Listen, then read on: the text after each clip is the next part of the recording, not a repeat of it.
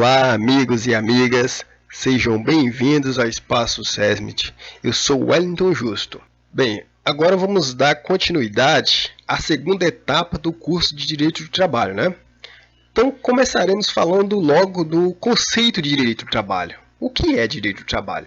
Bem, segundo a doutrina, é o ramo do direito que tem por objeto as normas institucionais jurídicas e os princípios que regram as relações de trabalho subordinado, dispondo sobre sua melhor organização e abrangência de sua atividade. O surgimento de tal corrente de direito está intimamente ligada ao advento da abolição da escravatura, lá em 1888. Mas, mesmo antes, a matéria teve uma breve pré-história, através das modernas leis instituídas pelo Código Comercial de 1850, que trazia normas de proteção dirigida aos trabalhadores do comércio em expansão nos centros urbanos. E, evidentemente, é importante ser um país ainda sem indústria. Portanto, sem necessidade maior de codificação ou detalhamento por parte das matérias trabalhistas. Então, o direito do trabalho estava evoluindo ainda lá em 1850. Né? A gente não tinha nada concreto, a gente estava começando a implantar o direito do trabalho, estava nascendo o direito do trabalho. De qualquer modo, é só com a liberação dos escravos que podemos ter, enfim, maiores deliberações e estudos da matéria trabalhista. Uma indústria ainda muito incipiente, mas já nascente, começa a tomar forma, principalmente nos ramos têxteis. Mas será somente em um período posterior a este, lá em 1942, que temos o verdadeiro marco da matéria trabalhista e ainda o seu mais importante documento, mesmo que atualmente deveras remendado e mutilado, né? A nossa famosa CLT, ou Consolidações da Lei do Trabalho, criado por meio do Decreto-Lei número 5.452, sancionado pelo famoso presidente Getúlio Vargas. Quem não conhece Getúlio Vargas? Em plena era do Estado Novo, a ditadura varguista, se antes as questões sociais eram casos de polícia, como havia afirmado o ex-presidente Washington Luiz, agora pelo menos havia um código inteiro à disposição do trabalhador para que houvesse uma melhor organização das condições de trabalho, que naquela época não era nada fácil, né? Se um técnico em segurança do trabalho, um engenheiro, pudesse voltar no tempo naquela época, acho que esses profissionais iam ficar malucos, né? Tanta coisa errada, só existia coisa errada. Assim, de acordo com a Constituição Federal, a área trabalhista passa a ser organizada em varas trabalhistas, Tribunal Regional do Trabalho e sua esfera máxima, que é o Tribunal Superior do Trabalho.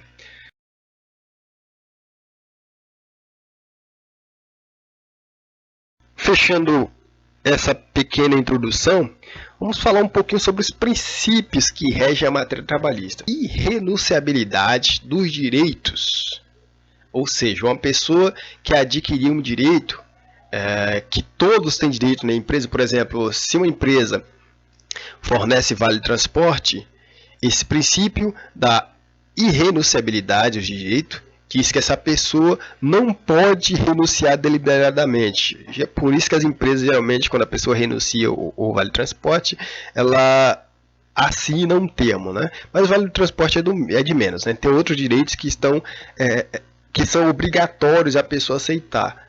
Tanto que se o empregador aceitar que uma pessoa renuncie a algum direito que é obrigatório, e no futuro essa pessoa venha arrepender e processar a empresa não tem nem o que falar.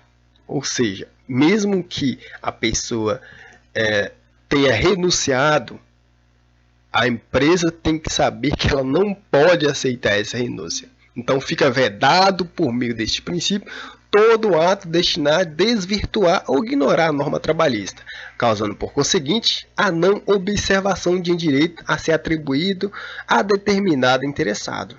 O nosso segundo princípio é o princípio da condição mais benéfica.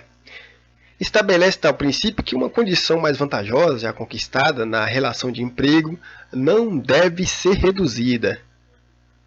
Esse princípio está sendo violado agora, né, pessoal? Com essa crise, o governo já liberou as empresas cortarem uma parte do salário das pessoas e isso já fere esse princípio trabalhista aqui da condição mais vantajosa. Mas vamos lá. Nosso terceiro princípio é o princípio da norma mais favorável ao trabalhador. Ou seja, caso surja obscuridade, conflito hierárquico entre normas ou simples dúvida na elaboração e interpretação de norma jurídica, este princípio estabelece que deve prevalecer sempre a interpretação mais favorável ao trabalhador. Ou seja, sempre que houver conflito de leis, a que será considerada não é a superior. Ou seja, não vai ser a Constituição, a gente não vai obedecer aquela pirâmide das normas e leis, etc. A gente vai ter que verificar qual delas é mais vantajosa para o trabalhador. Então, a que foi mais vantajosa será a válida. Então, vamos aos princípios constitucionais específicos. Aí já são vários, né? Temos vários espalhados pela Constituição. A liberdade sindical, que está lá no artigo 8º. Não interferência do Estado na organização sindical, artigo 8º também. Direito de greve, artigo 9º. Representação dos trabalhadores da empresa, artigo 11º. Reconhecimento de convenções e acordos coletivos, o artigo 7º que traz isso. No inciso 27, para ser preciso.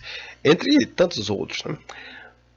O nosso quinto princípio versa sobre direitos e garantias fundamentais. São os princípios gerais do direito, aplicado ao direito do trabalho, contido no título 1 da Constituição Federal. Outro princípio importante é a função diretiva dos princípios.